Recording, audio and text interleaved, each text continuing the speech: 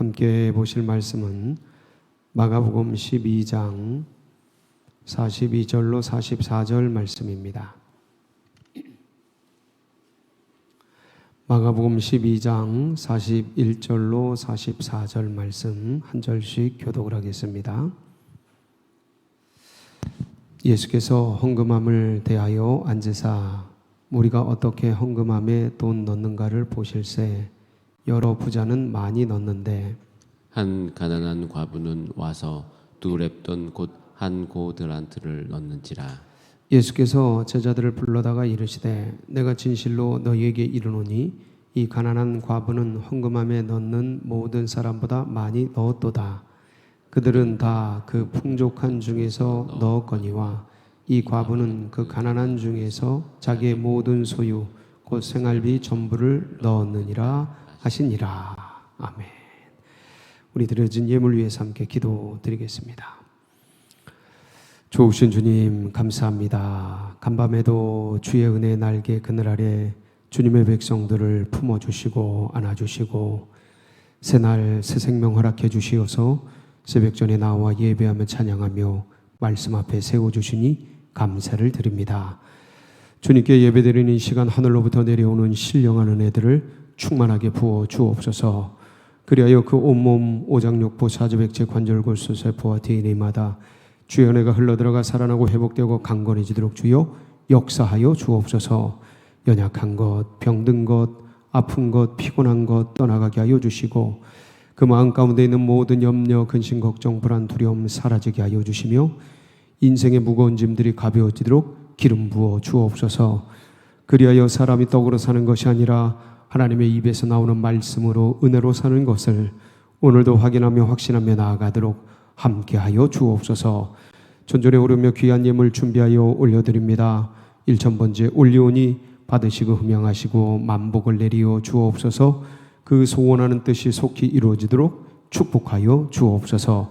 말씀 앞에 나아갑니다. 지혜와 계시의 정신을 열어주셔서 하나님의 뜻을 알고 누리고 전하고자 하는 기쁨과 결심이 있도록 축복하여 주옵소서. 감사를 드리며 우리 구주 예수님의 이름으로 기도하옵나이다. 아멘. 좋으신 주님을 찬양합니다. 우리 좌우 앞에 있는 분들과 인사를 나눕니다. 반갑습니다.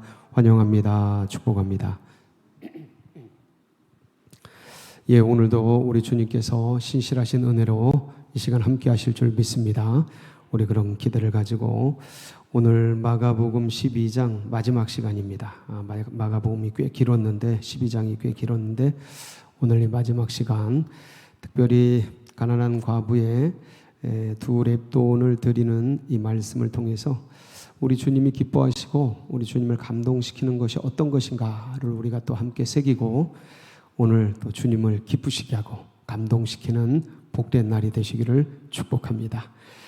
예, 참 이 누군가 헌금 드리고 예물을 드리는 것을 지켜본다라는 게 그렇게 쉬운 일은 아닙니다. 근데 주님께서 의자를 갖다 놓으시고 의자를 갖다 놓았는지는 모르겠는데 헌금함을 대하여 이렇게 앉으셔서 헌금 넣는 것을 이렇게 바라보시게 됩니다. 무슨 뜻이 있으시겠죠. 주님이 짧은 공생의 시간을 사셨기 때문에 의미 없이 하신 일이 없습니다. 하나하나가 다 뜻이 있고 의미가 있고 또 뒤에 오고 오는 믿음의 세대들에게 본이 되고 또 어떤 영적인 의미들을 전해주시기 위해서 행하셨는데 오늘 이 말씀 속에서 도대체 어떤 의미와 뜻을 두시고 이 일을 행하셨는가 한번 살펴보면서 우리 41절 같이 한번 읽어보실까요? 네, 주님께서 행하신 모습들이 담겨져 있죠. 시작. 예수께서 헌금함을 대하여 앉으사 우리가 어떻게 헌금함에 돈 넣는가를 보실세 여러 부자는 많이 넣는데 예, 헌금도 보시네요. 그렇죠? 네, 주님의 헌금도 보세요.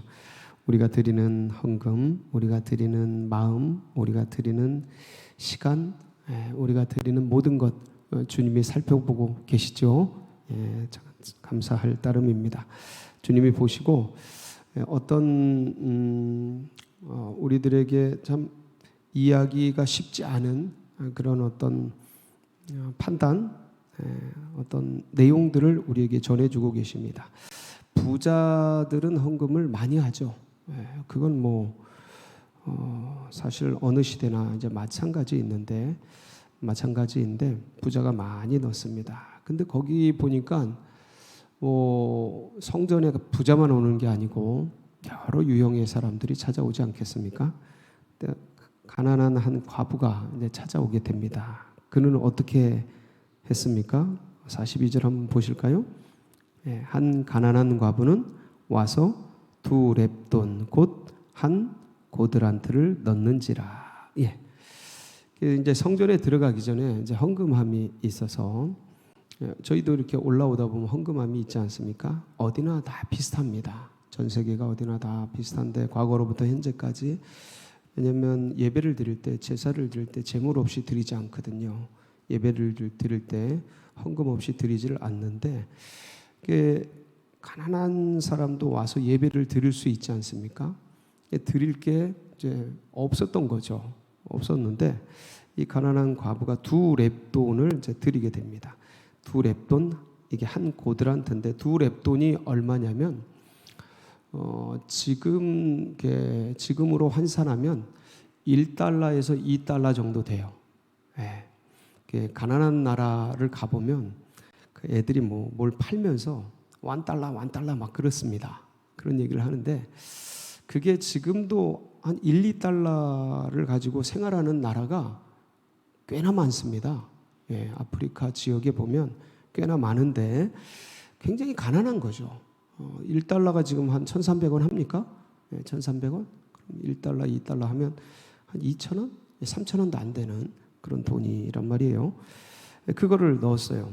참 이런 재정을, 옛날에는 1,000원이 커서, 저희가 자랄 땐 1,000원이 커서 1,000원 넣는 게 되게 부담스러운 재정이었는데, 지금은 1,000원이 어떻습니까? 지금 1,000원이 옛날에 100원도 안 되는 느낌이 들어요. 그렇지 않습니까? 10,000원이 꼭 1,000원 같고 그렇게 이제 물가가 변했는데, 어쨌든 지금 재정으로, 지금 현재의 어떤 그거로 환산을 한다 해도 1,000원 내지 2,000원이에요. 그러니까 작아요. 근데 이거를 어른이 헌금한다 하는 게 그렇게 그렇게 자랑스러운 일은 아닙니다. 근데 이 가난하시니까 이제 그거라도 넣었는데 예수님이 그걸 다 보셨습니다. 다 보시고 평을 하셨어요. 헌금평을 잘 안 하는데, 헌금에 대해서 다루는 것도 잘 안 하지 않습니까? 이게 전부 자발적인 그런 신앙의 모습인지라 잘 안 하는데, 주님이 이거를 명확하게 하십니다. 명확하게. 뭔 얘기를 하시는가? 43절 한번 보실까요? 예수께서 제자들을 불러다가, 누굴 불러요? 제자들을 불러서. 이건 뭡니까? 제자들을 불러서 어떤 평을 해요. 그럼 뭐예요? 제자들에게 뭐 하는 거예요? 가르치는 거죠. 제자들이 가르치는 겁니다. 뭔가를 가르치는 거예요. 그러니까 우리들도 그 제자들의 무리에 서 있다고 생각하면 이제 가르침이 되겠죠. 우리에게 좋은 교훈이 되겠죠. 그래서 불러다가 이르시되, 말씀을 하십니다. 내가 진실로 너희에게 이르노니 이 가난한 과부는 헌금함에 넣는 모든 사람보다 많이 넣었도다.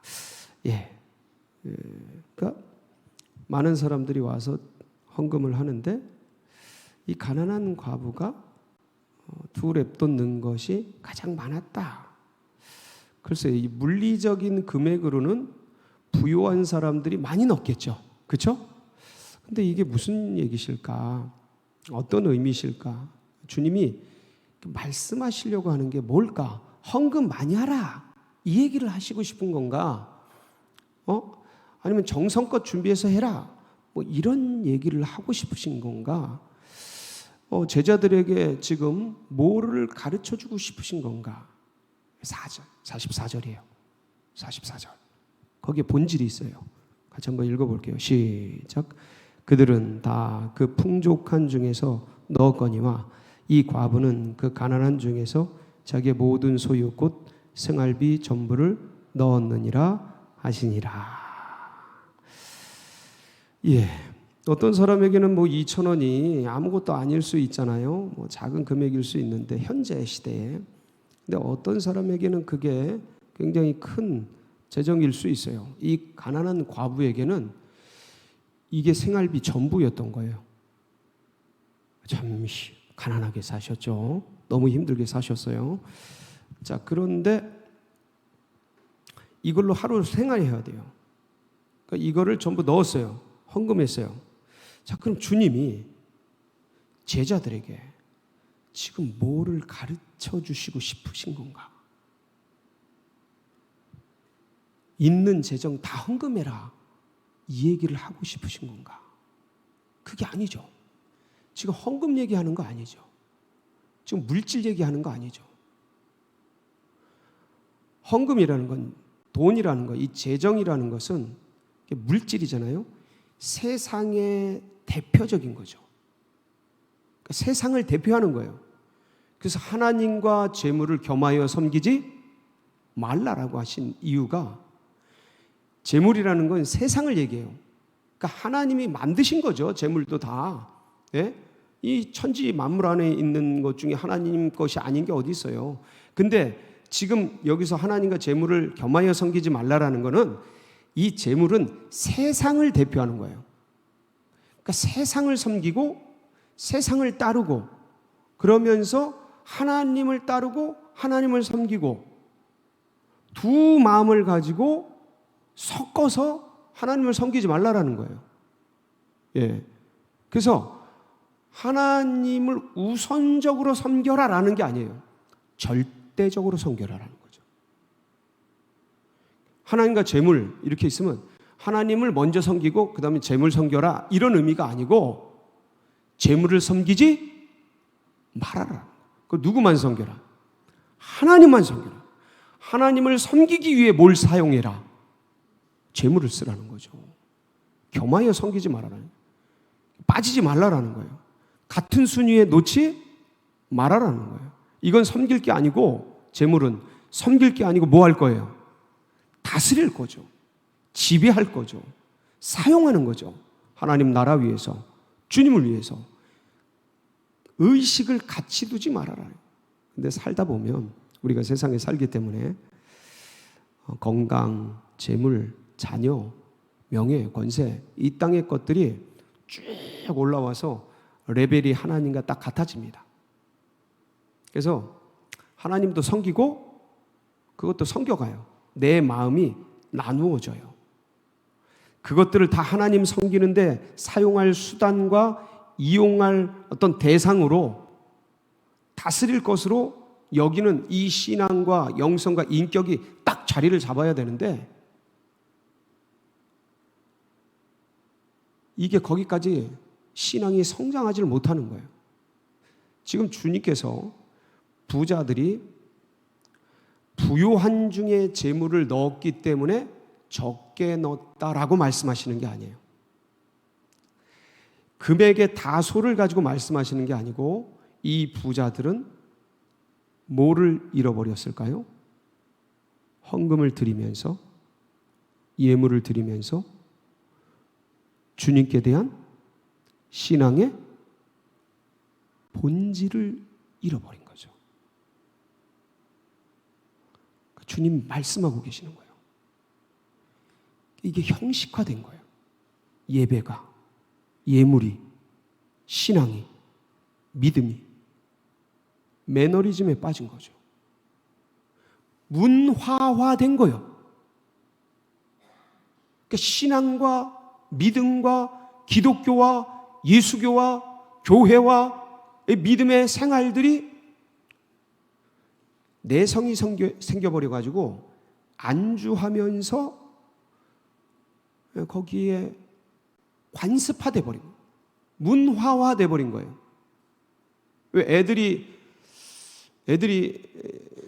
어떤 모태신앙으로 태어난 아이들의 고민이, 하나님을 향한 믿음이 없는데 문화가 기독교 문화에 젖어서 그렇게 생활하면서, 교회에서는 그렇게 생활하고 학교 가서는 거기에 어울리면서 마음껏 생활하면서 이 딜레마가 갖는 근데 부모의 그 권세가 있으니까 그 아래 있으면서 어쩔 수 없이 교회 나가는데 마음은 세상에 가 있는 이런 어떤 모습들이 상당히 있어요. 애들을 같이 신앙을 지도하다 보면 믿음이 없어요. 그래서 애들이 그것 때문에 고민을 굉장히 많이 해요. 그러니까 모습은 문화화가 돼 있어요. 신앙화가 돼 있어요. 생활과 문화는 몸에 배어 있어요. 관습화가 되어 있어요. 본질이 없는 거예요. 본질이 없는 거예요. 지금 그 얘기 하시는 거예요. 재정을 많이 넣고 적게 넣고 헌금을 하고 있고 말고가 아니고, 근데 잘 보세요. 오늘 이 부자들은요, 복수예요. 예. 41절에 보면, 맨 끝에 보면, 보실세 여러 부자는, 이게 복수예요, 복수. 그러니까, 많은 사람들이 그렇게 하고 있는 거예요. 근데 이 여인은 단수예요. 42절 보세요. 한 가난한 과부는 이렇게 돼 있어요. 한 가난한 과부는. 그런 사람들이 적은 거예요. 자기의 생활, 환경, 여건, 처지를 돌파해서 뛰어넘어서 내 감정, 마음을 뛰어넘어서 이 상황과 환경에 대한 다스림, 주권, 이 상황을 허락하신 분이 누구이신지에 대한 고백, 그러니까 이 상황을 돌파할 그 믿음, 신앙, 그래서 그렇게 고백하는 여인, 그 믿음의 백성들, 그게 적은 거예요. 그게 적은 거예요. 주님 그 얘기 하시는 거예요. 그걸 돌파해라. 그 상황과 환경을 뛰어넘어라. 여러분, 믿음의 사람들이, 이게 믿음이 있는 여인이잖아요. 믿음의 사람들이 가난하게 사는 것 자체가 덕이 되지 않습니다. 예, 부끄러운 건 아니지만 자랑할 게 못 돼요. 그리고 보편적으로 나는 가난해도 믿음으로 살아가지만 사람들에게 그렇게 덕이 되지 않아요. 그러니까 눌려요. 사람들이. 주변 사람들에게 눌립니다. 그렇게 살아가는데 그러다 보니까 재물 조금 있는 거에 허덕여요. 보통은 그렇습니다. 사람이. 근데 이것 자체도 누구에게 지금 드리고 있는 거예요? 주님께 드리고 있는 거잖아요. 하나님께 드리고 있는 거잖아요. 그러니까 이 여인은 비록 없지만 내 삶은 누가 다스리신다. 내 생활은 누가 책임지신다. 이거예요, 이거. 그러니까 지금 헌금 내라 마라 이 얘기하는 게 아니에요. 네 주인이 누구신가요? 오늘 네 삶의 주인이 누군가? 네 상황과 환경에 너 환경을 다스리는 분이 누구신가요? 네 의식을 지금 끌어가고 있는 게 누구신가? 그러니까 이거 드리면 먹고 살 게 없잖아요. 굶어야 되잖아요. 그러니까 굶는 것 자체가 있어서 금식하는 거는 뿌듯하지만 없어서 굶는 것만큼 괴롭고 초라한 게 없어요. 근데 그거를 감수해야 되잖아요. 그러면서도 드리잖아요. 그러니까 드릴 때 무슨 마음이 있겠어요? 주님께서 성전에 와서 내 생활이 지금 어렵지만 이걸 드려서 주님께 예를 다하고 주님을 기쁘시게 해야겠다라는 그 마음이 있었을 거 아닙니까? 이 여인에게. 그러니까 이런 행위를 했겠죠. 이건 뭐예요? 내 상황과 환경과 여건과 처지와 감정과 마음이 굉장히 쉽지 않고 어렵지만 그거보다 더 중요한 게 누구시다? 주님이시다라는 이 신앙의 고백이죠. 주님이 그걸 보시는 거죠. 주님이 그걸 보시는 거죠. 사랑하는 성도 여러분, 그러니까 우리의 마음을 다른 데 뺏기지 말자. 예, 다른 데 뺏기지 말자. 살다 보면 수많은 게 세상 속에서 들어와요.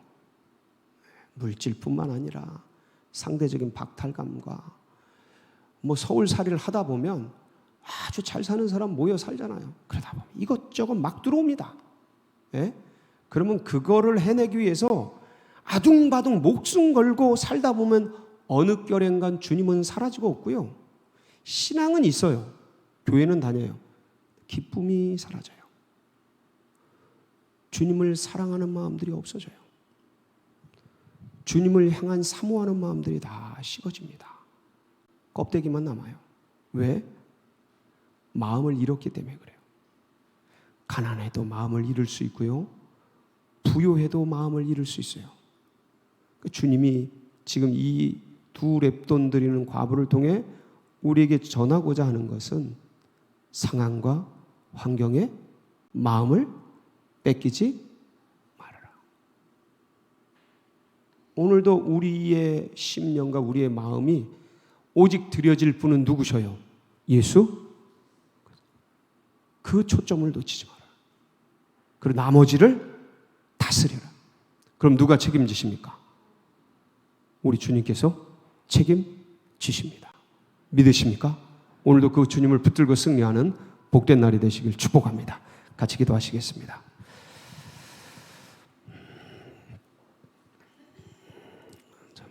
제가 말은 했지만 쉬운 일은 아닙니다. 그래서 이렇게 기도합니다. 간구합니다. 주님, 상황과 환경에 빠지지 않고 이 세상의 물질에 이 세상 것에 마음 두지 않고 오직 주님 나를 구원하시고 나에게 영생을 주신 예수 그리스도만을 바라보도록 위에서 같이 기도할 때 우리 환우들 또 고난당하는 성도님들 위해서 또 서울제일교회 나가는 앞길 둔천동 시대가 열리도록 여러분 각자의 기도 제목 붙들고 우리 주여 부르짖고 기도하며 나갑니다. 부르짖습니다. 주여